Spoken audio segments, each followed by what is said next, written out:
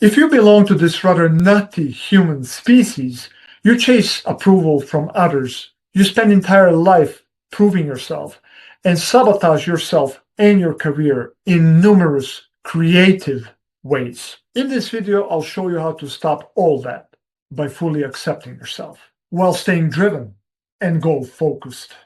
But given just how oversensitive a creature Homo sapiens is, what happens when others treat you unfairly or exploit your vulnerabilities?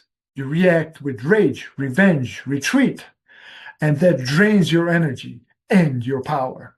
I'll show you how to stop that too by fully accepting others. Acceptance does not mean you approve of what you know is wrong, but acceptance enables you to reclaim control of your emotions and of your life. So let's start with the first strategy, the radical acceptance of yourself. But before we continue, please subscribe to this channel, like this video, share it with someone who's going through a tough time, or leave a comment on what you liked or disliked. So the first step toward accepting yourself is recognizing when you're vulnerable. If you watched the first video, you are now more aware of how you distort reality, how you inflate and deflate your image, and how you elevate and depreciate others. And so now you know that when you think that you are far better or far worse than others, that you are having a problematic attitude, this in itself is a useful reminder for you that you got some irrational ideas that are either already making you vulnerable or that will add unnecessary troubles when going gets tough. So acknowledging when you're vulnerable and recognizing your vulnerability is the first step, and these videos help with that. The second step, once you recognize it, is to accept that you have that vulnerability. So many people deny that they are vulnerable, even when it is obvious to everyone else, and even when it is obvious to them. Thus, accepting that you have weaknesses, that you are vulnerable, is also a precondition to managing it or resolving it. And the third step, of course, is to accept yourself with that vulnerability, despite it and in spite of it. And as the phrase goes, accept yourself, warts and all. Why is it important to accept yourself in the first place? You accept yourself. You stop wrestling with obvious reality. You see things as they are. You see things clearly. You don't exaggerate threats and problems, nor do you embellish things. Acceptance brings clarity. This clarity also allows you to be kind to yourself because you realize, hey, despite my flaws and vulnerabilities, I'm allowed to be at least kind to myself, especially if my vulnerability is fixed and cannot be solved. For example, like a medical condition for which there is no cure. And that clarity and self-kindness stops you and prevents you from making things harder than they are. Because acceptance extinguishes many fires by itself, and those fires that cannot be put out, well, at least you can be kind and compassionate to yourself. So the clear benefit of self-acceptance is clarity, and clarity makes self-kindness possible. Together, clarity and kindness bring inner peace, and from this position of mental balance comes the cool-headedness that is a prerequisite of being a good strategic decision maker. So to summarize the answer to question why bother with acceptance is so you become clear, calm, and strategic decision maker. So what does your inner critic say about you when you get vulnerable? Something is wrong with you. You are weak. You don't belong here. These aren't just passing thoughts. These are repeated tortures, self-sabotaging attitudes that develop your vulnerability, keep amplifying it, and hold you hostage in life and career. So what's the next step after observing this inner critic? How do you actually accept yourself? You fight that ridiculous fire with rational fire. Here's how that rational fire looks and sounds in combat with your inner critic. Something is wrong with me? Something would be wrong with me if I was a flawless robot without a single weakness. I'm weak? Let me tell you something. Having a weakness does not make me weak. It means that in some moments and in certain situations, I act weakly. But not always and not forever. And I can change that. Okay? I don't belong? Well, that's true. I don't belong among robots with zero vulnerability. I belong among humans. And every human has some. Keep fighting this way, and soon you will win the war against your inner critic. Because you start to feel what you already know, that nothing is wrong with you, that your vulnerability only means that you're human, vulnerable, imperfect, like everyone else. That mindset enables you to stop fighting with reality and master it. So what does your vulnerability really says about you? Just this. You are a fallible human being, just like every other on this planet. And when you believe it with your heart and mind, everything changes for the better. You are far more intricate as a human being than you give yourself credit for. But when you depreciate yourself because of vulnerability, you shrink your whole identity down to one narrow moment where you acted weakly.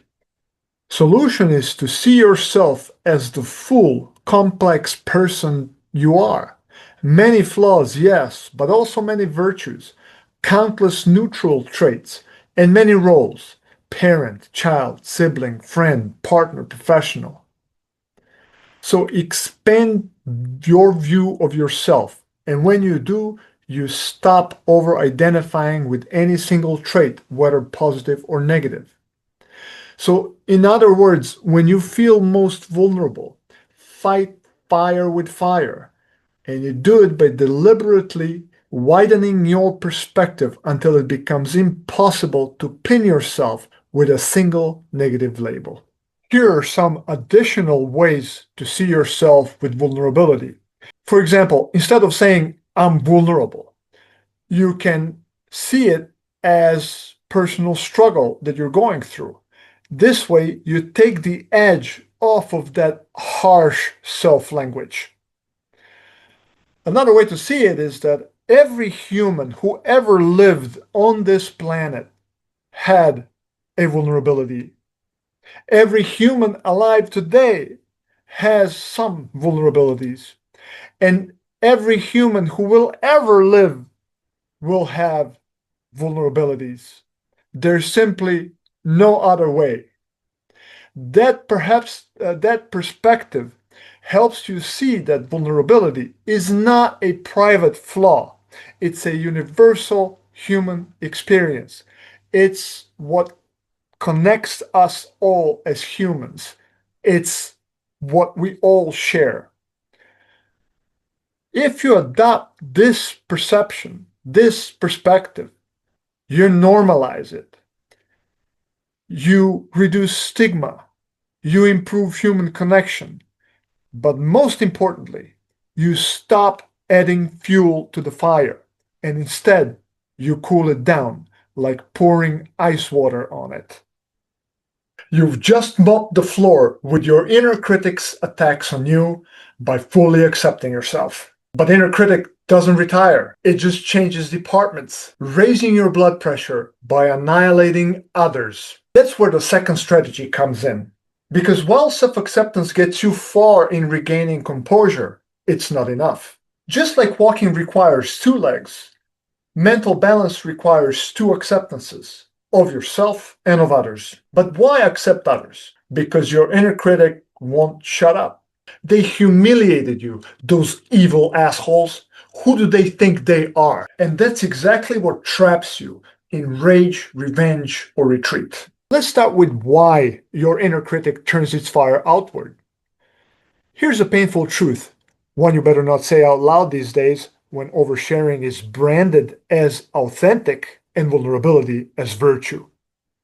People can, do, and will exploit your vulnerability. Yes, you heard that right. People can, do, and will exploit your vulnerability. Some do it for fun, just to watch you overreact, because that makes them feel superior. And ironically, they do it to ease their own painful sense of inferiority. Others do it for practical, material reasons.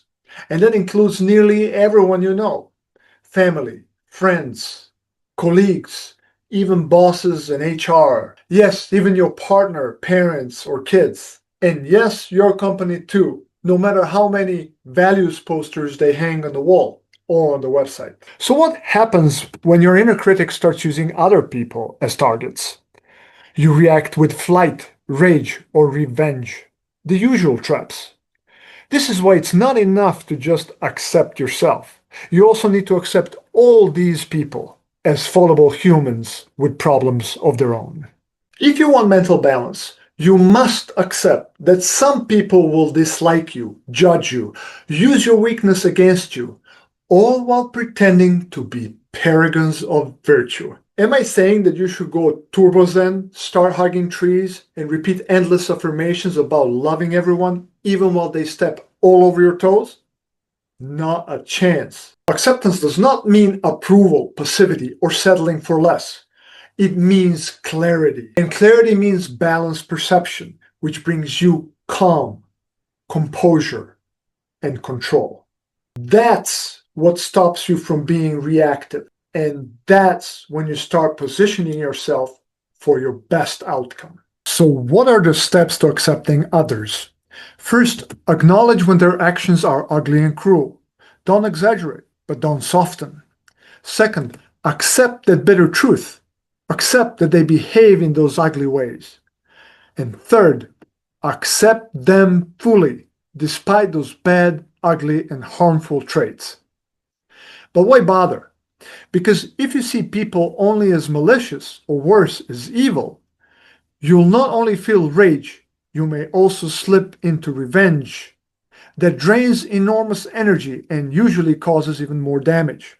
Instead, if you see those who used your vulnerability against you as people who have strengths and virtues, but also who did this ugly thing, then you see them completely. You see them clearly as human, all too human, as Nietzsche said. That shift cools you down. It transforms your emotions from unhealthy to healthy, your thoughts from self-sabotaging to self-helpful, and your actions become smarter, even strategic. There are two big misconceptions about acceptance: that acceptance equals approval, and that acceptance equals giving up. Neither is true. Accepting others does not mean you approve of their ridiculous behavior. It doesn't mean you have to love them, stay with them, keep their company, or abandon your goals. On the contrary, acceptance frees you to do what's in your best interests. Acceptance means you judge the behavior, not the person. And that shift is a move. Move from victimhood to power. Move from rage to coolheaded. Move from retribution to practical. And move from escalation to damage control. Science confirms our bias. I'm good, but others are evil. Why does this happen? Because when we hurt someone, we know our intentions weren't bad. We know our intentions were good. So we forgive ourselves and easily forget it. But when others hurt us, we don't know their intentions, so we assume the worst, that they are evil bastards. The result? We overestimate our own goodness and underestimate theirs. We downplay our bad behaviors and exaggerate theirs. So do you want to escape this brain-coded bias? Then acceptance has to go both ways. You accept yourself fully and accept others fully. Just like you need two legs to run, mental health needs both legs too: self-acceptance and other acceptance. And here is the reality check. You too have done wrong things in the past, and chances are you still do them occasionally. It's okay that you forgive yourself. The problem is that you forgot about it. So when others do it to you, your inner critic throws a tantrum. And that's the purpose of this slide, to raise your awareness of this dichotomous, if not duplicitous, nature of our brain. Still not convinced about why acceptance matters? Well, because it enables you to act better and in your interest, not against it. You stop wasting energy. You stop the rage, stop the hate, stop the payback, stop proving something. You cut the noise, and with that, you get clear on what the next move should be. All this is to say that you choose to be in a position of power over yourself because you decontaminate the poisoned rationale, which in essence means you have gotten rid of your vulnerability. And if things cannot be improved with others, you build strategic distance from them while also employing liberating empathy, which means that you acknowledge and recognize that numerous factors must have played a role in them acting in ugly ways. Again, you don't approve, but you also don't demonize them, just their behavior. And that is what is truly liberating. That means having emotional sovereignty. And that is something most leaders don't have. But you can if you accept both yourself and others. Thank you for watching till the end.